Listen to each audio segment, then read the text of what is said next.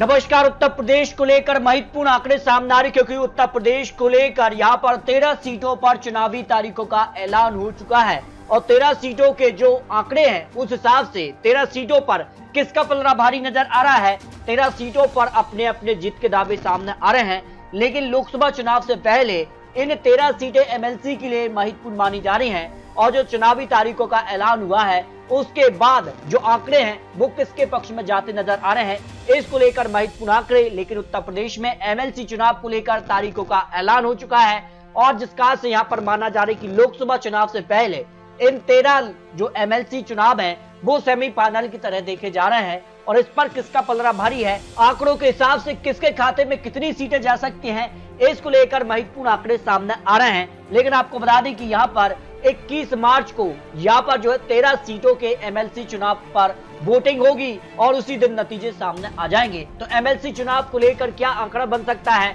और लोकसभा चुनाव पर इसका कितना असर देखने को मिलेगा, इसके भी महत्वपूर्ण आंकड़े हैं, क्योंकि इस बार 80 सीटों का टारगेट भारतीय जनता पार्टी ने उत्तर प्रदेश में तय किया है। लेकिन किसके खाते में कितनी सीटें जाएंगी, लोकसभा चुनाव, विधानसभा चुनाव और एमएलसी चुनाव पर अब सियासी गलियारों में हलचल तेज हो चुकी है। तो आंकड़े किसके पक्ष में जा रहे हैं, लेकिन जिस कारण से बात की गई है कि समाजवादी पार्टी और यहाँ पर कांग्रेस में यहाँ पर सीट शेयरिंग को लेकर बात बन गई है और उसके बाद माना जा रहा है कि इस बार क्या उत्तर प्रदेश में कुछ नया देखने को मिलेगा या फिर एक तरफा जीत भारतीय जनता पार्टी को मिलने जा रही है। लेकिन एमएलसी चुनाव की बात की जाए तो यहाँ पर जो है एनडीए गठबंधन के पास 100 एमएलसी में से यहाँ पर 84 हैं, बीजेपी के पास अपने 82 और 2 उनके गठबंधन को हैं। लेकिन इस बार अगर बात की जाए तो समाजवादी पार्टी के पास यहाँ पर जो है 9 है, कुल मिलाकर 16 अन्य से आ जाते हैं। और इस बार किसके खाते में कितनी सीटें जाएंगी, क्योंकि यहाँ पर बात की जाए तो समाजवादी पार्टी विधानसभा चुनाव में अब ज्यादा सीटों पर जीती है, उसके मुकाबले कितनी सीटें उनके पक्ष में जा सकते हैं। तो बात की जाए एमएलसी चुनाव आखिर होते कैसे हैं। एमएलसी चुनाव के लिए 13 सीटों का जो ऐलान हुआ है उसको लेकर 21 यहाँ पर मार्च को वोटिंग होने जा रही है यहाँ पर 13 सीटों के लिए। लेकिन अगर बात की जाए तो यहाँ पर बात की जाए 3 सीटों पर समाजवादी पार्टी आराम से जीत सकती है, लेकिन भारतीय जनता पार्टी यहाँ पर जो है करीब 9 सीटों पर आराम से जीत रही है। लेकिन 10वीं सीट जो है भारतीय जनता पार्टी के लिए मुश्किल है और समाजवादी पार्टी के लिए भी 4थी सीट के लिए यहाँ पर जो है काफी कड़ी टक्कर होगी। इसको लेकर आखिर चुनाव होते कैसे, इसको भी अगर आपको बताएं तो यहाँ पर 403 विधानसभा सीटें उत्तर प्रदेश से आती हैं और इसको लेकर बात की जाए तो यहाँ पर 403 के लिए 13 सीटें प्लस 1 करके यानी यहाँ पर 14 जो यहाँ पर है आंकड़ा उसको भाग किया जाए तो 29 संख्या आती है। 29 विधायक यहाँ पर एक एमएलसी सीट के लिए तय कर देंगे। अब देखिए आंकड़ों के हिसाब से किसके पक्ष में कितनी सीटें जा रही हैं।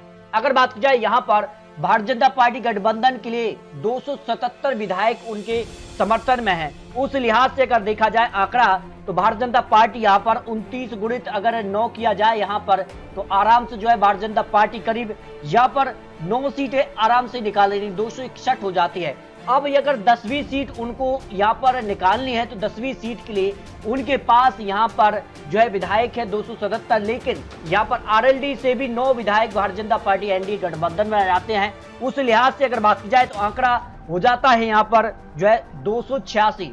अगर 286 आंकड़ा होता है तब भी भारतीय जनता पार्टी को यहाँ पर 10वीं सीट जीतने के लिए यहाँ पर 290 विधायक चाहिए, यानी अभी भी 4 विधायक और भारतीय जनता पार्टी को चाहिए 10वीं सीट के लिए। 9 सीटें आराम से निकाल रही है भारतीय जनता पार्टी, लेकिन 10वीं सीट के लिए यहाँ पर चुनाव कड़ी टक्कर यहाँ पर हो सकती है। अब देखिए अगर बात की जाए तो यहाँ पर 4 विधायक और चाहिए, तो 4 विधायक क्या समाजवादी पार्टी से टूटेंगे या फिर जो यहाँ पर विपक्ष है वो वहां से निकल कर आएंगे, तो वो काफी महत्वपूर्ण होता है। तो यहाँ पर काफी हलचल देखने को मिलेगी। लेकिन समाजवादी पार्टी की बात की जाए तो यहाँ पर उनके गठबंधन को 117, लेकिन उनमें से अगर बात की जाए तो आरएलडी के 9 निकल गए, तो अब यहाँ पर जो आंकड़ा बचता है वो है उनके पास 108 प्लस 5 किया जाए तो यहाँ पर 113 आंकड़ा उनका हो जाता है। अगर विपक्ष के भी उनको समर्थन कर देते हैं, 4 यहाँ पर जो सीटें हैं वो अभी खाली हैं। तो इस लिहाज से अगर बात की जाए तो समाजवादी पार्टी यहाँ पर जो है 3 सीटें आराम से निकाल रही है, लेकिन 4थी सीट के लिए उनको यहाँ पर बात की जाए तो 116 विधायकों की जरूरत हो जाती है समाजवादी पार्टी के लिए। अगर उनको 4थी सीट निकाली है उसके लिए 8 प्लस और यहाँ पर विधायक यहाँ पर ऐड करने होंगे समाजवादी पार्टी के लिए 4थी एमएलसी के लिए।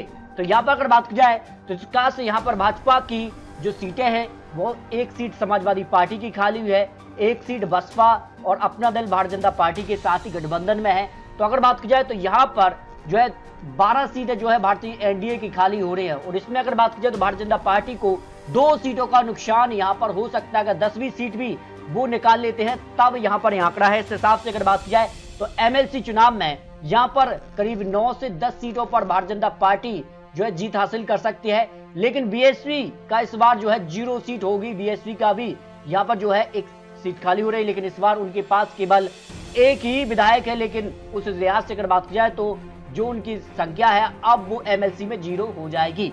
जबकि अगर बात की जाए समाजवादी पार्टी को यहाँ पर जो है एक सीट के मुकाबले यहाँ पर 3 से 4 सीट उनके पक्ष में जा सकती है, जो उत्तर प्रदेश को लेकर एमएलसी का गणित सामने आ रहा है। फिर भी आपको बता दें ये तो चुनावी आंकड़े, चुनावी जो है विश्लेषण है। आपको क्या लगता है उत्तर प्रदेश को लेकर, क्योंकि उत्तर प्रदेश के यहाँ पर राज्यसभा चुनाव की भी 10 सीटों पर वोटिंग यहाँ पर 27 फरवरी को होने जा रही है, तो वो भी काफी महत्वपूर्ण हो जाता है। तो आपको क्या लगता है एमएलसी चुनाव में किसको कितनी सीटों पर जीत मिलेगा और उत्तर प्रदेश को लेकर क्या आंकड़ा हो सकता है, क्योंकि इन चुनावी नतीजे के लोकसभा चुनाव पर भी काफी असर देखने को मिलेंगे। तो आपको क्या लगता है, आप रख सकते हैं। मिलते हैं दोस्तों और लेटेस्ट और महत्वपूर्ण विश्लेषण के साथ। तब तक के लिए जय हिंद, जय भारत।